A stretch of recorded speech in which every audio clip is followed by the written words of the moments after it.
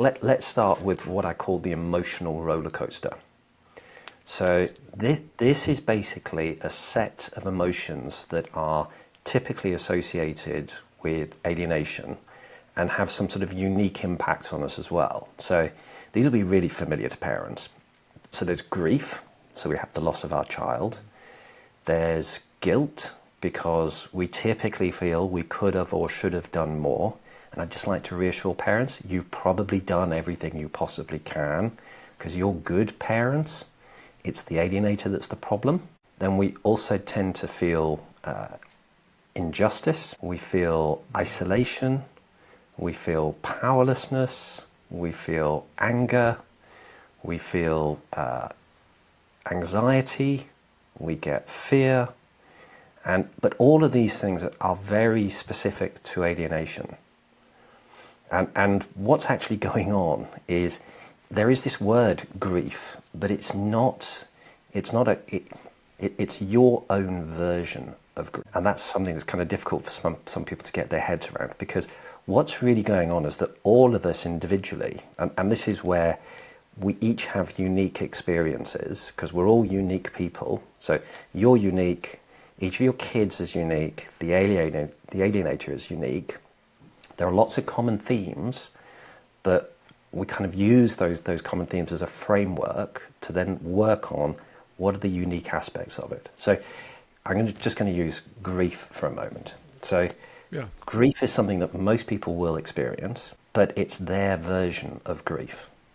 And so for some people, and these versions of these emotions are typically linked to earlier experiences that we have had. So in their childhood. In childhood. So actually, I'm going to switch out of grief and I'm going to use a different one for a second. Very often with childhood, a lot of us have had experiences of parents who didn't give us enough love and support when we were growing up. You know, the aloof dad, or maybe the aloof mum, or a controlling parent. And what this does is it creates habits in us whereby to get the attention and to support our own needs, to get the love and care that we need, we have to do things that appease these parents to keep them kind of looking after us, basically.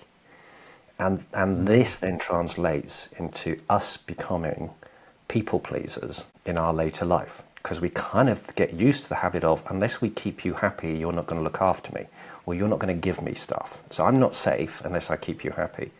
So we then go out into the big world, the big wide world outside, and we start trying to keep everybody else happy. So I'm now going to tie this back to parental alienation.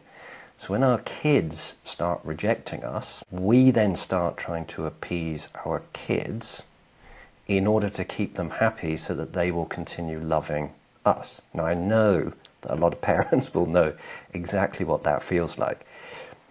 And this is part of the cycle that we kind of need to break as parents, because the way that we're developing a relationship with an alienated child is very unhealthy if we're trying to appease them all the time, because we're still their parent. We're stepping away from being a parent. Yeah. You are. So you have to kind of look at yourself, your own insecurities, your own vulnerabilities, and address those separately to how you deal with parental alienation. So this is the universe conversation that we had before. That is so hard, though. You think about those parents.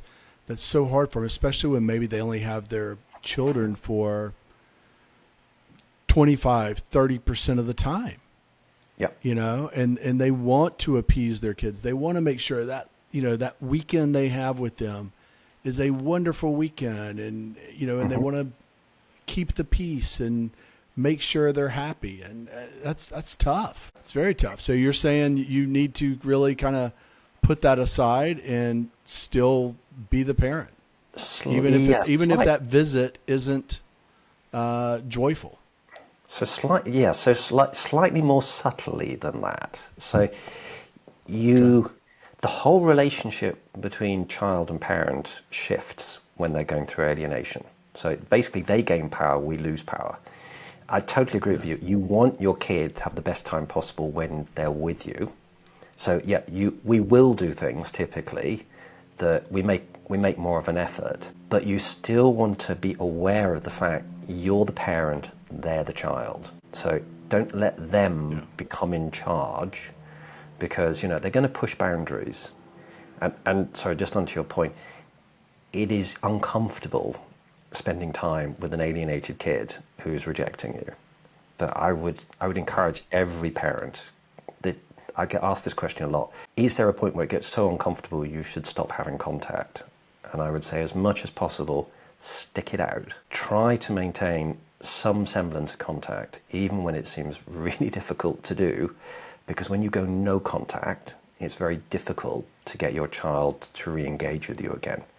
And you lose control over, the ability to send them text messages, your ability to see them, even if it's infrequently, and even if it's difficult seeing them, they still experience you as a parent, and that helps to counterbalance some of the negative narrative that they'll be bombarded with by the alienating parent.